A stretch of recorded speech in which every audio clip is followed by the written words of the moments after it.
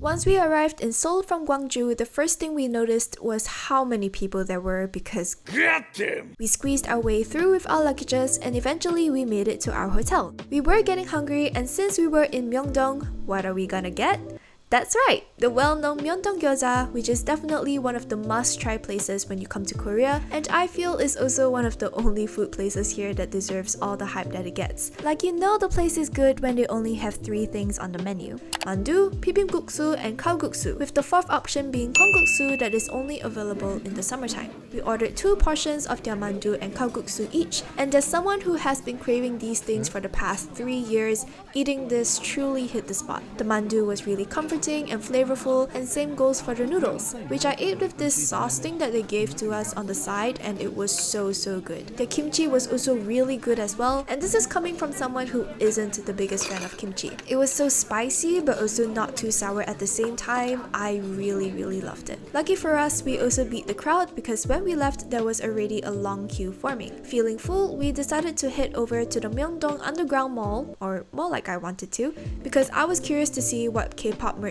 I could find there. They aren't official, so they don't look the nicest, but what I found interesting was these packs of different sized photo cards, which I thought was pretty cool. Since we were already at the subway station, we thought we might as well take the train to go somewhere. Our choice was Chongdo 5Ga station, which would eventually lead you to the famous Gwangjang market. Once we got out though, it was snowing. And your girl, being the Southeast Asian that she is, pretty much was suffering in the cold. So we decided to take shelter at Dongdaemun shopping complex, which is along the way. Here, you can find a wide range of textiles, fabrics, and accessories. It wasn't something that I'm particularly interested in, but the cramped walls, the different materials up for sale were pretty cool. All warmed up, it was time for us to head to the market. Once you see the flags in the ceiling, you're pretty much in the right place. There's the famous twisted donut place that every TikToker talks about, food stalls,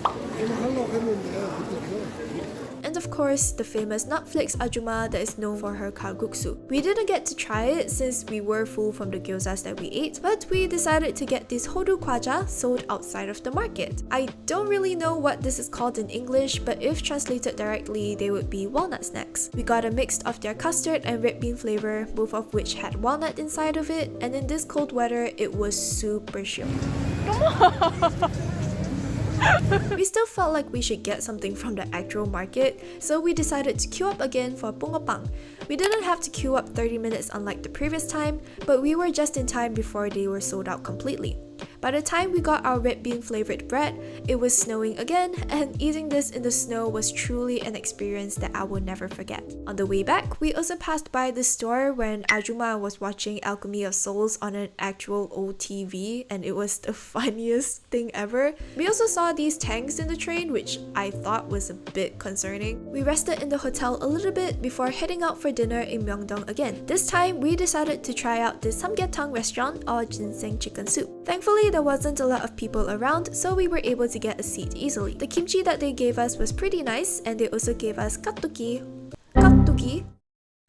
or radish kimchi. We ordered 2 of their wild ginseng samgyetang, one with black chicken and one with white chicken. It was so warm and homey and just really nice, and the glutinous rice that is traditionally stuffed inside the chicken also made it really filling. Although, remember to add salt to the soup because traditionally samgyetang is cooked without salt to bring out the flavor of the ginseng more, if I remember correctly. So yeah, season your soup, if not it's gonna taste bland folks, but I still really enjoyed it.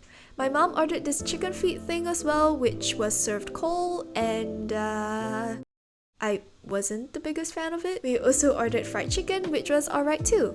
When we left, the owner also gave my sister and I lollipops, which I thought was super cute. We are in Myeongdong, so we decided to explore the nightlife here, and it's really nice to see this place as lively as ever. There were so many food stalls that I had my eye on, but we were sadly too full to try them. My dad, however, got some roasted chestnuts, which were so good.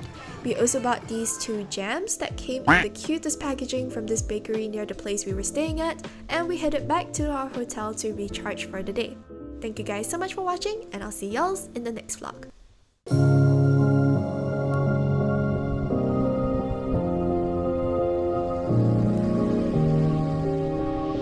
You and I best moment is yet to come.